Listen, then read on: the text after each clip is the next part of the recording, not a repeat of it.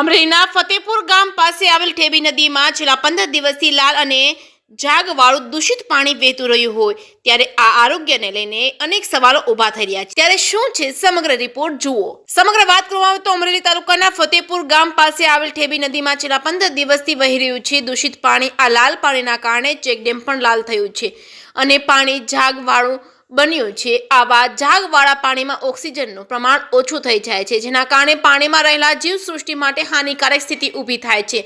સ્થાનિકોએ જણાવ્યું હતું કે આ લાલ પાણીના કારણે જમીનના તળ ખરાબ થયા છે, ખેતરોમાં પાક દૂષિત થાય છે અને માલઢોર પણ આ નદીનું પાણી પી નથી શકતા।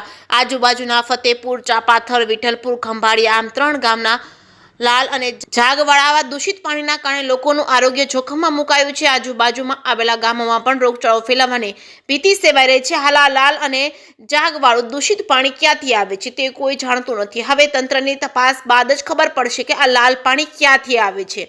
જે કે અશ્વિની ગુજરાતી સાથે સતીશ રાઠોડ, ફતેપુર। સંજયભાઈ બાલારામભાઈ નિમાવત મારું નામ છે। મારું ગામ ફતેપુર, તાલુકો જિલ્લો અમરેલી। છેલ્લા 15-20 દિવસથી નદીમાં દૂષિત પાણી આવે છે લાલ કલરનું। ક્યાંથી આવે છે ને એ કંઈ ખ્યાલ નથી, પણ બહુ નુકસાન કરતા છે। ખેડૂત અહીંથી પાણીનો ઉપયોગ કરે છે, પાકમાં પાણી વાળવા પણ પાકને નુકસાન કરે છે, ખેડૂતને ચામડીના રોગો થાય છે, નદીના જીવજંતુઓ પણ મૃત પામે છે। અમારા ગામમાં માલઢોર ચરાવતા લોકો પણ નદીમાં પશુઓને પાણી પાય છે, એમને પણ નુકસાન કરે છે।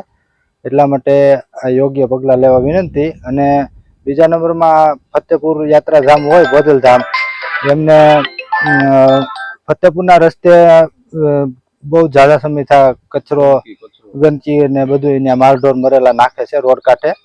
તો એ બંધ કરવા માટે અમે કલેક્ટરશ્રીમાં સ્વાગત કાર્યક્રમમાં રજૂઆત કરેલ, પણ હજી કોઈ એનું નિરાકરણ નથી આવતો, તો એ અંગે પણ પગલાં લેવા વિનંતી।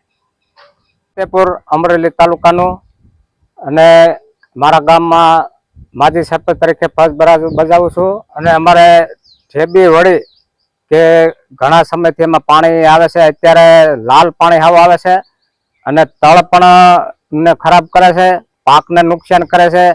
તો આ પાણી ક્યાંથી જે લાલ આવે છે એ હજી કઈ ખબર નથી, તો જે તે વિભાગમાં આવતું હોય તે તપાસ કરે યોગ્ય। કેવું આજુબાજુ કેટલા આજુબાજુમાં તો અમારે સાપાથળ આવે, પછી આ વિઠ્ઠલપુરમાં પણ લાગે તળ, ફતેપુરમાં તળ લાગે છે અને પાકને પણ ઘઉંને નુકસાન થાય, પાણી વાળવાને પણ પગવાળા એના પગમાં ઓલા ફોલ્લા પડી જાય છે અને તળ પણ ખરાબ થાય છે। તો આ ત્યાંથી આ ઘણા સમયથી પાણી આખું લાલ પાણી થઈ ગયું આખી નદીમાં, ક્યાં કારણથી થાય છે એ પણ જાણવા મળતું નથી। તો જે તે વિભાગમાં આવતું હોય તે આને યોગ્ય તપાસ કરે।